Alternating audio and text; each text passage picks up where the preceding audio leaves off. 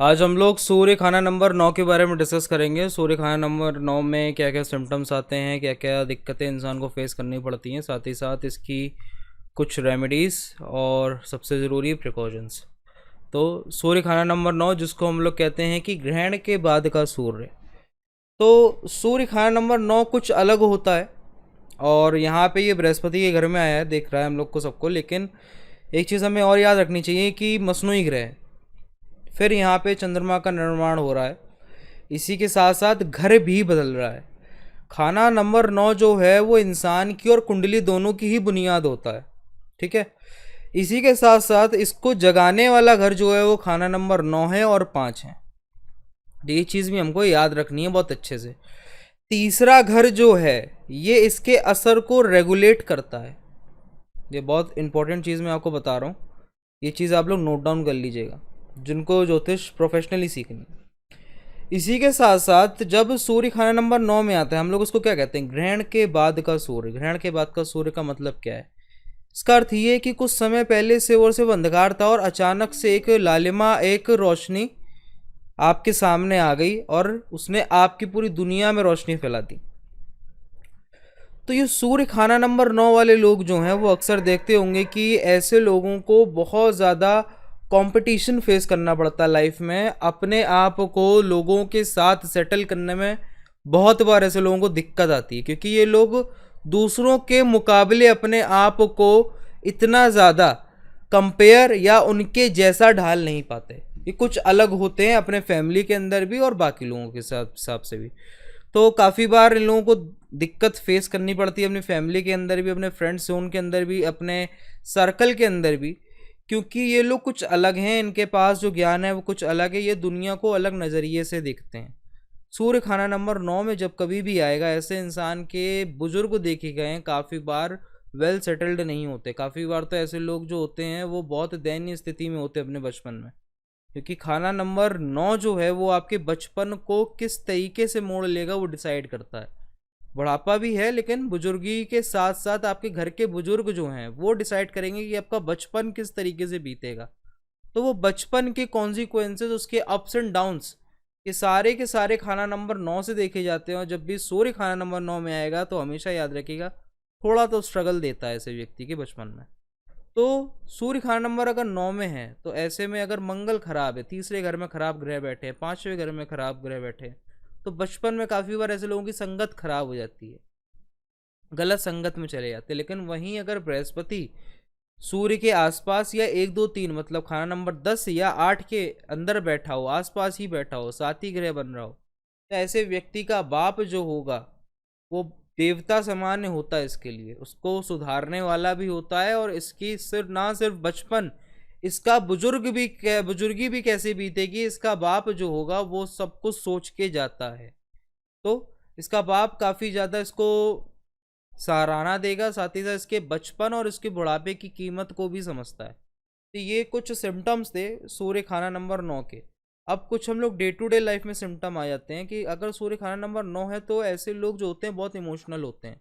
इसी के साथ साथ क्या होता है कि इमोशन में आके लोग डिसीजन जल्दी लेते हैं, और उस डिसीजन के बाद उस पर गुस्सा करना या उस पर तर्क देने के जो काम होते हैं ये लोग काफ़ी बार गलत कर देते हैं।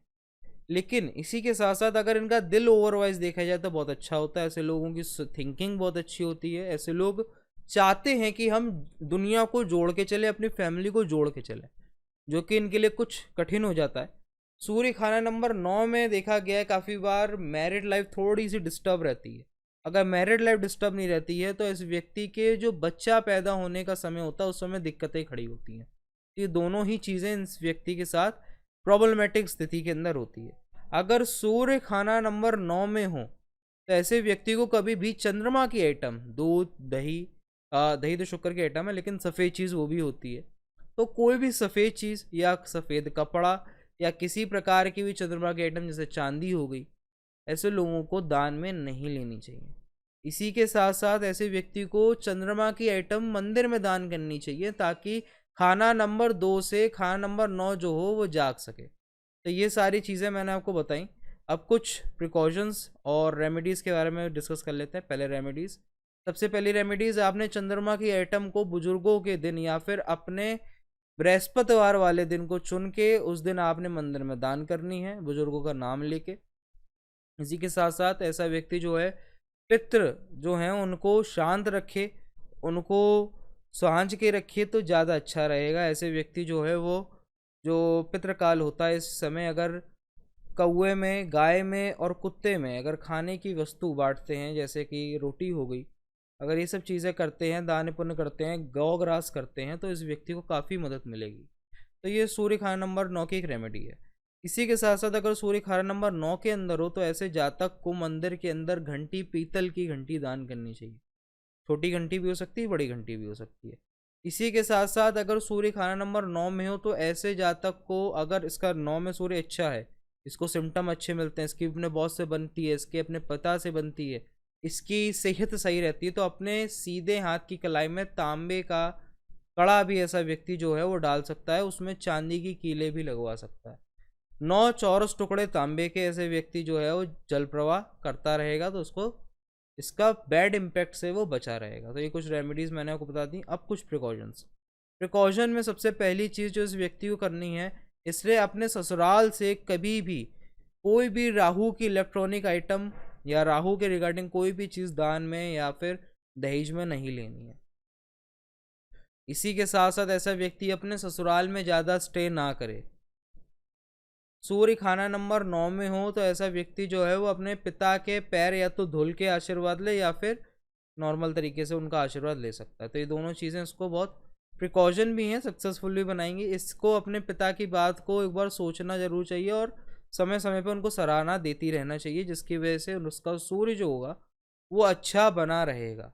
इसी के साथ साथ ऐसे जातक को जो है कपड़े जो होने चाहिए परफेक्टली आयरन होने चाहिए। और इसी के साथ ऐसा व्यक्ति जो है वो समय समय पर लोगों के बीच में किसी मीठे चीज़ की खैरात अगर लगाता रहता है तो ये भी इसके लिए एक प्रिकॉशनरी मेथड है। मतलब दिक्कत आने से पहले अगर ये खैरात लगा लेता है तो सूर्य खाना नंबर 9 की इसको कोई ज़्यादा सिम्टम्स ख़राब नहीं मिलेंगे। तो आज के लिए इतना ही, जितना हमने आपको समझाया इन सब चीज़ों के बारे में आप एक बार मंथन करिए, एक बार सोचिए और हमारी बताई हुई रेमेडीज़ को भी फॉलो करिए। और जो क्वेरी है उसको हमारे कमेंट सेक्शन में आप लोग आके पूछ सकते हैं। इसी के साथ साथ हमारे व्हाट्सएप चैनल को भी ज्वाइन कर सकते हैं। Thank you.